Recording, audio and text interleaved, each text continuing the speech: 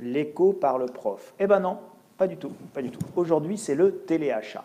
Bienvenue dans le téléachat. Dans le téléachat, aujourd'hui, je vous présente des lingettes. Vous avez été très nombreux à me dire que mon objectif n'était pas nettoyé. Et je crois que vous avez raison. Donc aujourd'hui, je vous vends pour la modique somme de 2,99 € ce pot de 100 pièces de lingettes spéciales chiffon de nettoyage Maxter pour objectif, écran, machin, etc. 2 €. Pour tout achat d'impôt, je vous en offre un deuxième, livré chez vous, frais de port offerts. Non, je plaisante, ça va être nettement moins rigolo qu'un téléachat, ça va être un cours d'économie, mais pas n'importe lequel. Aujourd'hui, on va vous parler des placements, de vos placements. Et en fait, une question qu'on ne se pose pas, mais qu'on a tort de ne pas se poser, donc je vous la pose parce que c'est important, mes chers élèves de 7 à 77 ans, que vous la posiez, c'est pourquoi un placement, ça rapporte des sous. Parce qu'en fait, très souvent, qu'est-ce qu'on entend? On entend les gens dire, moi je vais mettre de l'argent à la banque et quand je donne mon argent à la banque, elle me redonne de l'argent. Oui, ça, c'est l'écume des choses et c'est ce que l'on voit, c'est ce que l'on perçoit.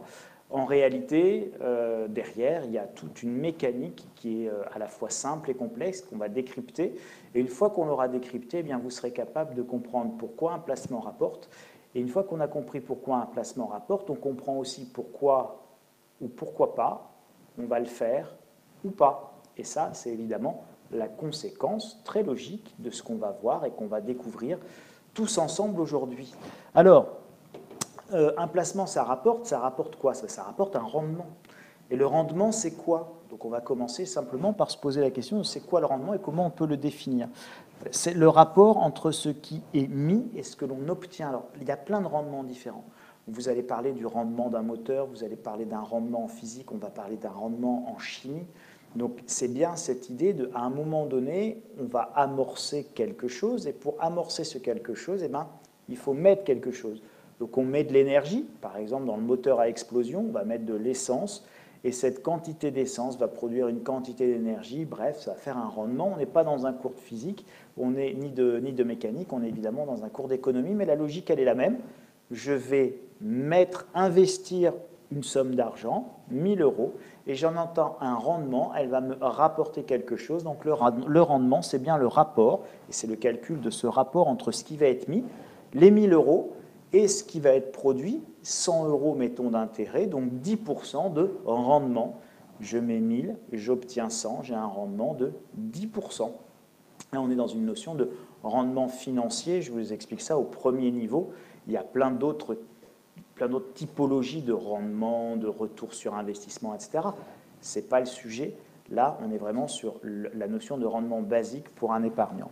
Alors, si c'est le rapport entre ce que l'on a mis et ce que l'on obtient, il se passe quelque chose. C'est-à-dire qu'on met quelque chose pour créer, pour faire quelque chose. Alors, je vais vous donner quelques exemples, les plus grands exemples de placement. Et vous allez très rapidement comprendre qu'à chaque fois, le rendement, ce qui va revenir, va différer légèrement. Mais vous allez également voir qu'il y a une logique identique dans tous ces placements. Prenons un placement en action, en fonds commun de placement, FCP, en SICA d'action, peu importe. Votre rendement, c'est la part de bénéfice qui vous revient.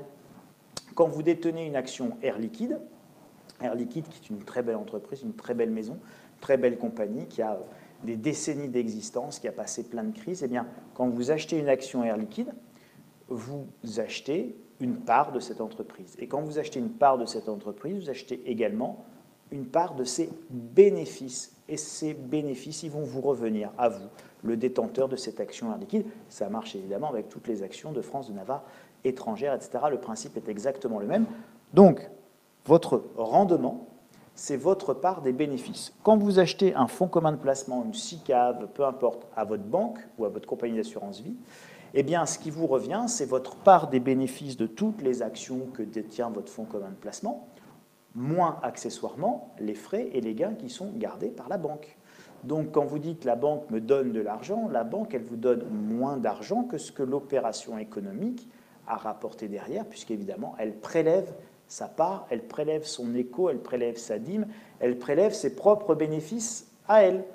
En clair, il vaut mieux que vous déteniez directement une action Air Liquide vous-même, vous allez percevoir 100% du rendement, plutôt que de détenir la même action Air Liquide au sein d'un fonds commun de placement, dans lequel vous allez percevoir, donc c'est le fonds commun de placement qui est propriétaire de cette action Air Liquide, donc c'est lui qui va évidemment percevoir le dividende et la banque, propriétaire de ce fonds commun de placement, qui va vous rétrocéder une partie de ses bénéfices, mais pas la totalité, puisqu'évidemment il y a ses frais. Donc ça déjà vous voyez l'importance de bien comprendre comment ça fonctionne.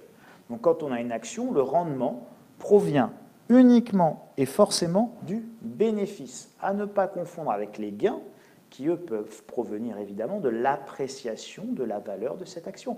Vous avez acheté votre action 100 €, elle a doublé, elle vaut 200 €. Là, on n'est pas dans une notion de rendement, on est dans une notion de valorisation de votre actif, et vous allez voir, on le retrouve dans tous les autres placements. Quel est l'autre grand placement que les gens peuvent faire? C'est évidemment un placement dans l'immobilier. Et le rendement dans l'immobilier, c'est quoi? L'opération économique qu'on a derrière, c'est quoi? C'est j'achète une maison, j'achète un appartement, je trouve un locataire, et donc ce locataire va me payer un loyer. Donc, basiquement, le rendement dans l'immobilier, c'est le loyer. Alors, pareil que pour les actions, c'est exactement la même logique. Si vous détenez un appartement en direct, j'achète une maison, je la loue à Monsieur Dupont me paye son loyer tous les mois, eh bien, tous les mois, je perçois un rendement ce loyer, et ce loyer, il est en totalité pour moi, moins les charges, moins les frais d'entretien, moins la fiscalité, moins tout ce que vous voulez, mais ce loyer, je le perçois moi directement. Charles, ça va pour ma poche. De la même manière, si j'achète des fonds communs de placement immobilier, FCPI, et autres SICAV immobilières, eh bien, les loyers, parce que c'est la même opération économique, le rendement qui vous est versé par une SICAV immobilière, c'est parce que derrière, vous avez des vrais gens, des vrais clients, des vraies entreprises qui louent des bureaux, des maisons, etc., qui vont payer des loyers. Et ils vont payer ces loyers à la SICAV, au fonds commun de placement immobilier. Et ces loyers-là, ils sont encaissés par la SICAV, et après, vous allez vous percevoir votre quote-part des bénéfices réalisés par la SICAV, moins tous les frais de gestion qu'on va se garder, etc. Évidemment, les marges qui sont réalisées. Donc pareil, si vous ne voulez pas vous embêter, évidemment, vous avez intérêt à passer par un fonds commun de placement immobilier, parce qu'il va tout gérer pour vous, il va s'occuper de tous les embêtements, de tous les locataires qui ne payent pas, de tous les problèmes, etc., etc. En revanche, il va évidemment, pour tout ça, vous le faire payer. Donc il va vous redonner qu'une toute petite quote-part des bénéfices réels qui sont faits. Si vous exploitiez en direct ces mêmes biens immobiliers, on peut imaginer que vous gagneriez plus. Attention, tout cela reste évidemment théorique, parce que si vous tombez sur un locataire qui ne paye pas, ce n'est pas grave dans une SICAV immobilière qui gère 50 000 biens différents. S'il y a un locataire qui ne paye pas, ça ne se voit même pas dans les comptes. En revanche, si vous n'avez qu'une seule maison que vous louez et que votre locataire ne vous paye pas et que vous avez un crédit dessus, évidemment, la plaisanterie, vous risquez de la trouver nettement moins drôle, et vous allez vous dire, oh, j'aurais mieux fait de gagner un petit peu moins avec une SICAV immobilière plutôt que de vouloir gagner plus tout seul et plus rien gagner du tout parce que je suis tombé sur mauvais locataire. Donc voilà, donc évidemment, tout ça, ça se pondère. L'idée, c'est de vous montrer encore une fois que derrière ce rendement immobilier, il y a une opération économique qui s'appelle la location. Je loue ma maison, je loue mon appartement à quelqu'un ou mon commerce à une entreprise. Enfin, dernier grand type de placement, ce sont les obligations. Alors les obligations, n'oubliez pas, ce sont des crédits qui sont faits. Quand j'achète un titre obligataire, quand j'achète une obligation, soit je prête dans le cadre d'une obligation d'État à un pays, la France, c'est ce qu'on retrouve notamment dans les fonds euros, des contrats d'assurance vie. Pour 1 400 milliards d'euros, nos concitoyens et nos épargnants détiennent en France 1 400 milliards d'euros d'obligations d'État, qui sont des crédits qui ont été faits aux États, aux pays. Si les pays ne vous remboursent pas parce que vous avez prêté au Zimbabwe, à l'Argentine en 2001, ou à la Grèce qui a été sauvée des eaux, et encore, il y a eu ce qu'on appelle une coupe de cheveux, un haircut en anglais, c'est-à-dire qu'il y a eu une diminution des dettes quand même pour la Grèce, ça veut dire quoi? Ça veut dire que vous n'êtes pas remboursé. D'accord? Votre épargne, le rendement que vous percevez, ce sont là les intérêts payés par celui qui a emprunté. Donc, celui qui a emprunté peut être un particulier qui a acheté une maison. Et puis, tous ces particuliers qui ont acheté des maisons, eh bien, ils ont fait des crédits. On a rassemblé ces crédits dans des grands paquets où ils étaient des milliers de crédits qu'on a regroupés ensemble. Souvenez-vous, c'est les subprimes il y a 10 ans aux États-Unis. D'accord? Donc, vous faites une opération de prêt, vous achetez un placement, vous achetiez un placement, ce placement vous rapportait 8% d'intérêt, mais en réalité, derrière, c'était des dizaines de milliers de crédits d'Américains qui avaient emprunté pour acheter leur maison, et évidemment, ces Américains n'étaient plus solvables, ça a été les subprimes, et donc ça s'est terminé dans un bain de sang financier avec plein de gens qui ont perdu de l'argent. Donc, quand vous avez une obligation, vous prêtez à des États, à des entreprises ou à des particuliers. Subprime, c'était les particuliers. Les obligations, vous entendrez peut-être ce mot-là qu'on appelle corporate. Et bien en fait, ce sont des corporate, c'est pour l'entreprise. Donc ce sont des obligations où l'opération de prêt, de crédit se fait à l'égard d'une entreprise. Donc là, vous prêtez à une société ou alors à un État. Voilà les 3 acteurs à qui vous pouvez prêter. Il n'y en a pas d'autres. Vous prêtez à une personne physique, monsieur et madame Smith qui achètent leur maison, vous prêtez à un État, la France, la Grèce ou les États-Unis, ou vous prêtez à une personne morale, c'est-à-dire globalement une entreprise et de manière marginale des associations, des fondations, ce genre de choses.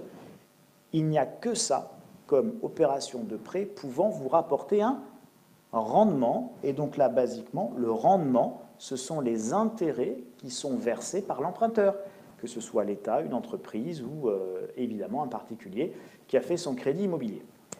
C'est quoi la conséquence? Vous devez comprendre qu'un placement ne vous rapporte que parce que derrière, il y a une opération économique. Ici, vous avez une entreprise dont vous avez une part de propriété, une action, qui, tous les jours, vend des produits. Vous avez une action de L'Oréal, et bien tous les jours, L'Oréal, partout dans le monde, va vendre des shampoings et des machins, et L'Oréal, parce que je le vaux bien. D'accord? Donc, tous les jours, vous avez une entreprise qui vend du shampoing, qui vend des crèmes, qui vend des produits partout dans le monde. Son opération économique, c'est ça. D'accord? C'est de faire son travail d'entreprise L'Oréal. Et donc, vous allez en percevoir. Le rendement que vous allez percevoir, c'est en fait votre part, à vous, des bénéfices réalisés par cette entreprise. Ici, dans l'immobilier, le rendement, c'est le loyer. L'opération économique, évidemment, c'est quoi? C'est le fait de mettre en location un bien immobilier. Et ici, l'opération économique, c'est de faire un crédit. Vous devez bien comprendre que vous ne gagnez jamais d'argent dans un placement pour vos beaux yeux ou parce que la banque, elle est gentille et qu'elle vous donne des sous.